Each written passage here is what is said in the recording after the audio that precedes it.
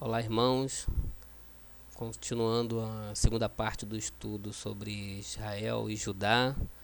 Eu fiz um vídeo bem rápido, então estou fazendo aqui a segunda parte. Você que já viu o primeiro, pode acompanhar agora o segundo. E também não vou fazer esse vídeo muito longo não, porque não é por muito falar que nós vamos entender o que está escrito, já que as escrituras são bem claras, então não é por muito falar, muito repetir de palavras. Então também vai ser um vídeo bem curto e nós vamos continuar o entendimento sobre Israel e Judá. Então, as 12 tribos que formavam o reino de Salomão, nós já entendemos que houve a separação da casa de Judá, da casa de Israel, e levou as duas tribos, Judá e Benjamim, mas também entendemos que houve a congregação das outras tribos que ficaram no Reino do Norte, e muitos judeus migraram. Já citei diversos textos bíblicos e no livro de 2 Crônicas, Esdras e Neemias, que tem genealogias detalhadas, e também uma informação no livro no Evangelho, né, onde fala da profetisa Ana, que era da tribo de Asser, a filha de Fanuel. E a tribo de Asser era um território bem ao norte e pouquíssimo habitado, tinha pouquíssimos habitantes naquela região, bem ao norte, e foi resgatada essa tribo de Asser, né? E então nós temos a genealogia em Esdras e Neemias, e esse apontamento da profetisa Ana, apontando até o nome do pai dela. Então fica claro que as 12 tribos, a casa de Israel era composta das 12 tribos no tempo de Jesus. E também não faria sentido você ter a casa de Israel sem as 12 tribos, porque o Messias vindo, pregando o evangelho do reino, não tendo as 12 tribos em Israel, não faria o menor sentido as tribos estando espalhadas. Então nós percebemos que isso não acontece. A casa de Israel ela é composta pelas 12 tribos, mesmo depois do cativeiro babilônico, e isso fica claro no livro de Atos. Nós também já havíamos mencionado, eu só vou dar uma reforçada, no livro de Atos. O apóstolo Pedro, ele fala da casa de Israel, que a casa de Israel crucificou o Senhor, crucificou o Messias, e Deus os fez Senhor e Cristo. E esse mistério é o mistério da igreja. Ele foi revelado aos apóstolos e aos profetas na era apostólica. Não foi a igreja, é o mistério que foi revelado aos apóstolos. Está lá o apóstolo São Paulo falando em Efésios capítulo 3. Você pode ler o capítulo 3 até o verso 5 e você vai entender o que está escrito ali de maneira muito clara, muito evidente.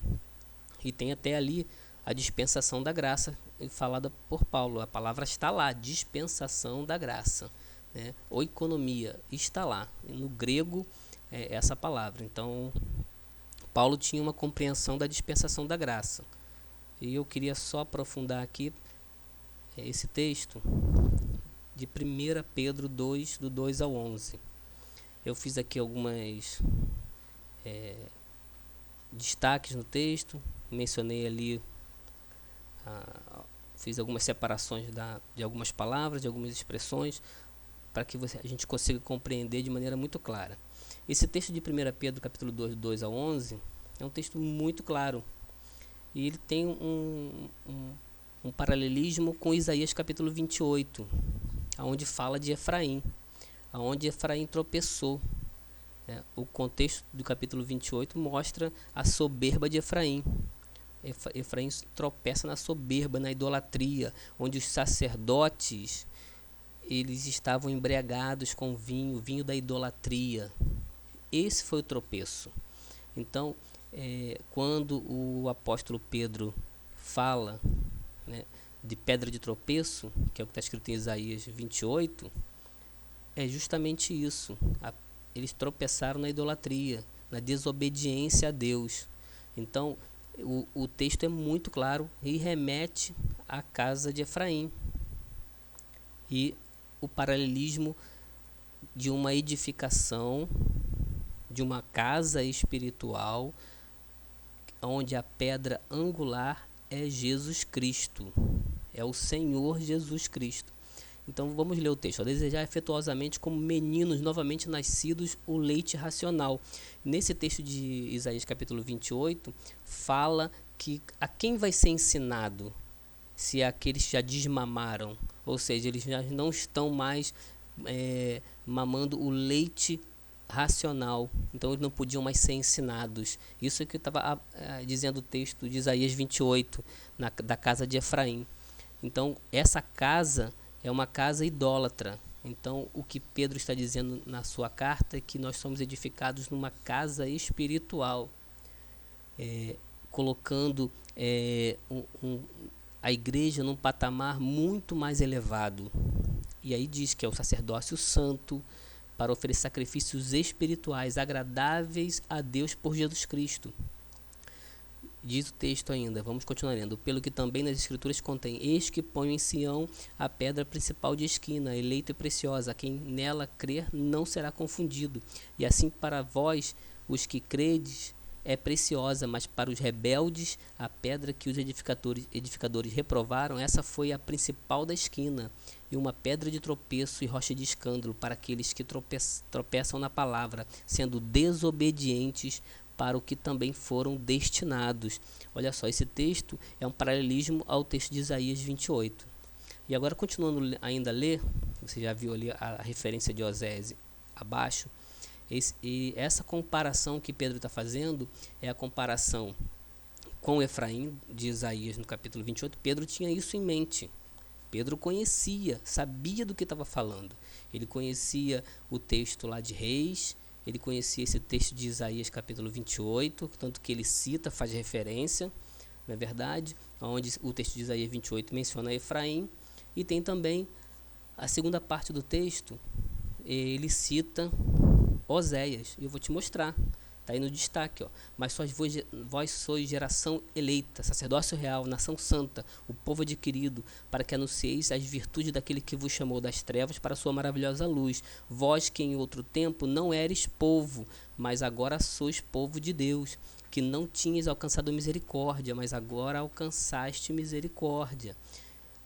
Amados, peço-vos como peregrinos e forasteiros, que vos abstenhais das concupiscências que combatem contra a alma, tendo o vosso viver honesto entre os gentios, para que, naquilo em que falam mal de vós, como de malfeitores, glorifiquem a Deus no dia da visitação, pelas boas obras que em vós observem. Então, amados, ele está falando da igreja, tanto que está separada pelos gentios. Viver honesto entre os gentios, ou seja, a igreja é um povo à parte dos gentios, um povo à parte. E essa citação de não eres povo é referente a Oséias, né, que diz assim lá, aquelas palavras, né, não eres povo, que é loiami, não meu povo. Está escrito lá no livro de Oséias, no capítulo 1, no verso 6 e 9. Esse loami é o verso 9. E porque eu estou citando o verso 9 primeiro, porque não eres povo, ou seja, ele está fazendo uma referência à rejeição da casa de Efraim, da casa de Israel. Então, quando Oséias tem um filho, ele coloca loami, que é não meu povo. É uma tradução mais literal, mas significa que não éramos povo. É o que o apóstolo Pedro está dizendo aqui, ó.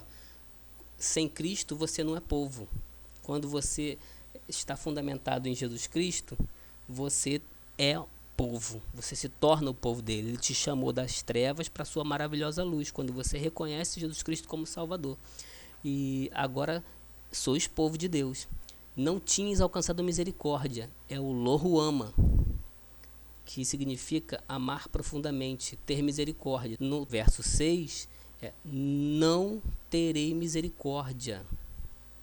Então, é essa comparação que o apóstolo Pedro faz com esse texto. Nós éramos lohuama, então sem a graça de Deus, sem a misericórdia. E agora, quando você reconhece a Cristo, você tem a graça e a misericórdia de Deus. Então, é isso que o apóstolo Pedro tinha em mente. E esse discurso, ele está alinhado com o apóstolo Paulo. Por quê? Porque nós não podemos ser pedra de tropeço. Nossa vida tem que ser uma vida de obediência ao Senhor Jesus. E o apóstolo Paulo, em Coríntios 10, do verso 31 ao 33, ele coloca isso de uma maneira muito clara. Portanto, quer comais, quer bebais, ou façais qualquer outra coisa, fazei tudo para a glória de Deus. Não vos tornei causa de tropeço nem a judeu, nem a grego, nem a igreja de Deus. Assim como também eu em tudo procuro agradar a todos, não buscando o meu próprio proveito, mas o de muitos, para que sejam salvos. Então, meus amados, o texto ele está todo coerente com aquilo que Pedro entendia e que Paulo também entendia sobre a igreja de Deus ser um povo espiritual, onde Deus tratou de revelar aos apóstolos um mistério muito excelente que não foi revelado em outros séculos anteriores a homem nenhum. Então fica muito claro. Eu vou encerrando já o nosso estudo e dizendo que você já pode acrescentar também essa parte ao seu estudo. E se você gostou do vídeo, dê o seu like, curta, compartilhe, faça o seu comentário e se inscreva no canal. Abração a todos.